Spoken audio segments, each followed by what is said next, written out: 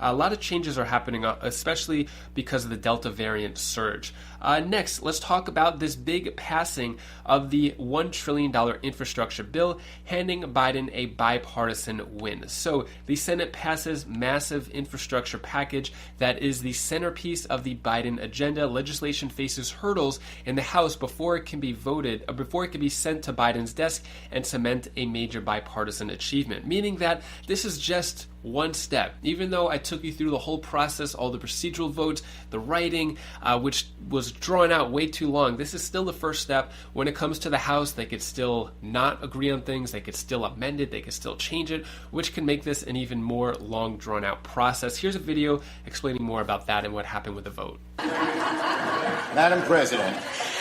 Majority Leader. Order. The Senate will be in order, please. And once again, congratulations to all of those who worked hard, so hard on this very significant and very important bill. And now we proceed to the second track. So, Madam President, I move to proceed to calendar number 122, Senate S-Con-Res 14, the concurrent resolution on the budget, and I ask for the yeas and nays. Is there a sufficient second? There is.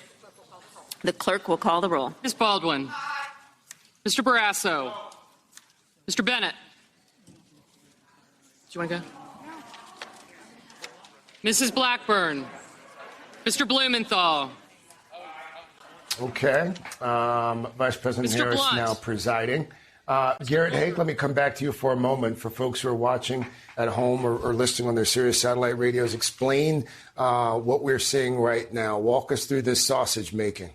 So here's what we just saw. The vote just ended on the bipartisan infrastructure bill. It passed the Senate. The count still needs to be finalized. Our rough count was 19 Republicans in favor, along with all Democrats voting in favor. That passed. You saw Kamala Harris there gaveling that down. Then Leader Schumer moved immediately to bring up the first vote in this process of passing that $3.5 trillion bill that will be Democrats only.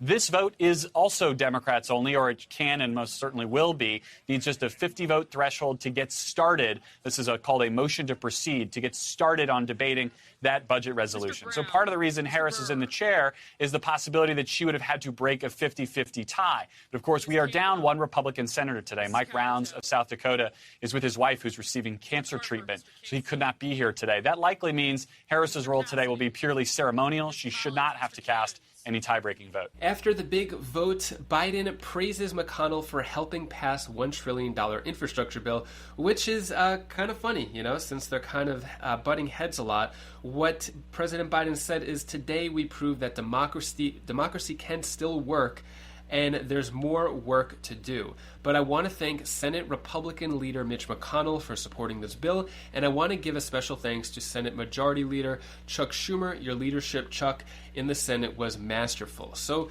gave a shout out to Mitch McConnell, which I think is pretty good, especially Republican, and President Biden is a Democrat. So I like to see Democrats and Republicans work together in some form.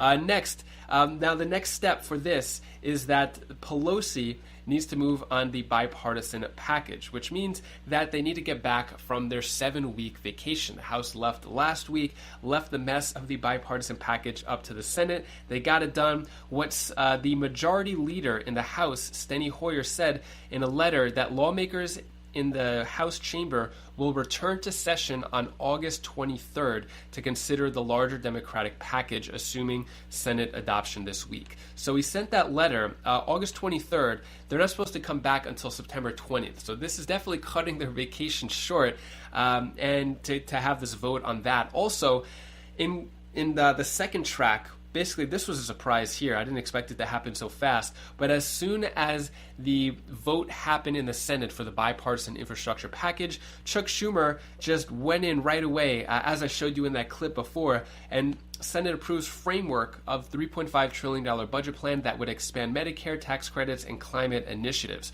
So that was approved. I wouldn't say passed because it's going to go through the reconciliation process, but now it's open for debate. Even though it's going to be a Democrat-only thing, Republicans can still try to add amendments, try to change things, have debates.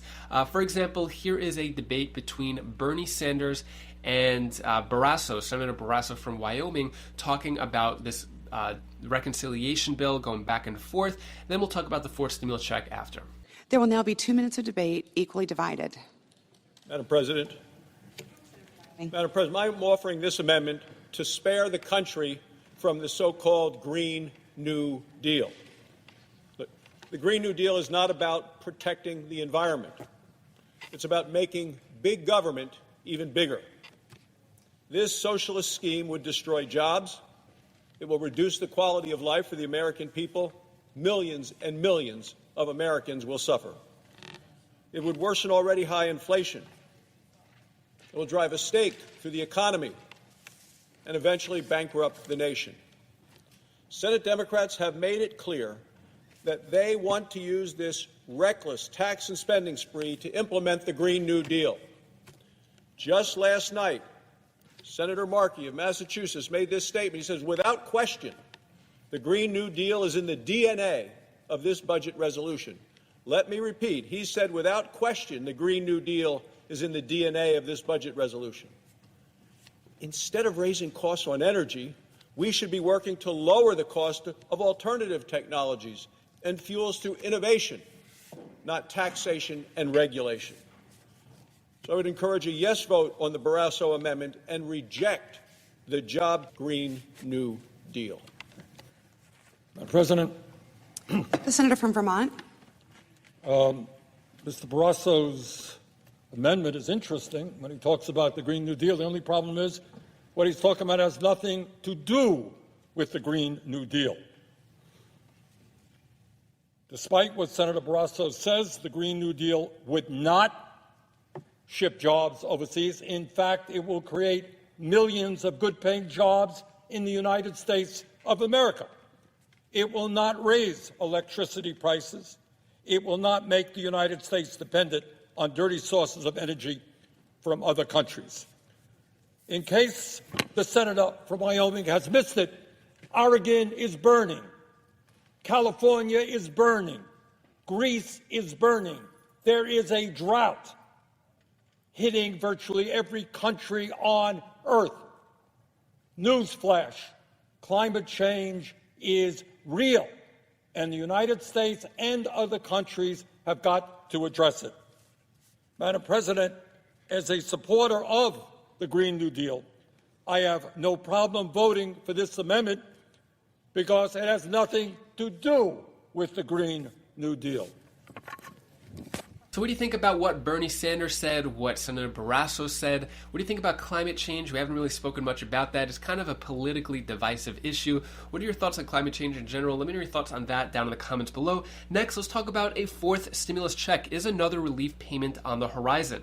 As usual, I like to be honest with you. I keep it real. I don't want to mislead you or misguide you, but there is no fourth stimulus check in that reconciliation bill, the human infrastructure. We've been waiting for a while to see the bill text. We've seen a lot of politicians call for a fourth stimulus check, but it was not in there. Does it mean that it won't be in there in the future? No, I think there is still a possibility, but honestly, the chances of it are slim. It should have been added in already, but since it is a Democrat-only process, they could add in whatever they want. They could add in a fourth stimulus check. They could add in the $200 per month Social Security increase. They could add in student loan forgiveness. They could add in whatever they want, but will they? That's the big question. This is going to be a long, drawn-out process. A lot of changes are going to be made to this $3.5 trillion human infrastructure bill. So I'll keep you updated if there is any updates with the fourth stimulus check, and I'll give you some other updates on other stimulus provisions. Speaking of monthly checks, though, So it looks like Tacoma, Washington seeks applicants for $500 monthly guaranteed income program. So this is the newest universal basic income guaranteed income program. It's going to give out $500 checks for a year and is seeking applicants in Tacoma, Washington with the zip codes in the certain parts of Tacoma. And it's for any family of 4 that makes less than $53,000 a year. Also, another place that's doing a guaranteed income program, 100 Sacramento County families are part of a new guaranteed income program. So Sacramento, California, what this is doing is it's going to pay 100 families that have been selected to receive $300 per month for the next 2 years, no strings attached. So these are popping up in a lot of different cities and counties and states around the country. California is the first state where it's going to be statewide, so a lot of different cities are going to start doing that. There's a lot of other places too. In terms of also guaranteed income, I mentioned this last week. Ilhan Omar backs guaranteed income pitches bills to send $1,200 monthly checks to most Americans. So this was introduced into Congress, but as I mentioned before, the House is on their 7-week vacation, not expected to come back until September 20th, but they're going to come back August 23rd to have the vote. So this type of bill is just going to be sitting there until they get back in session. Keep you updated if there's any changes to that. Next, I'll answer the questions you leave for me in the comments. Mark Metcalf asks, I'm middle class. Where is the help for me and my family? So there are still a few programs. The the rental assistance is still available, even though it's slow to go out. Mortgage assistance is still available.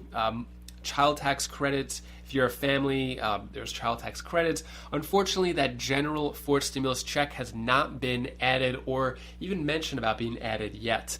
Next question, Janice Lewis. We still have to pay the loan, right? So yeah, in yesterday's video, I mentioned about the student loan forgiveness and student loan extension. You do have to still pay that loan back, even though the payments are frozen and no interest is accumulated. You do have to pay it back. Next question, Matt Hill asks, do you know if there is any hazard pay for truckers who work throughout? So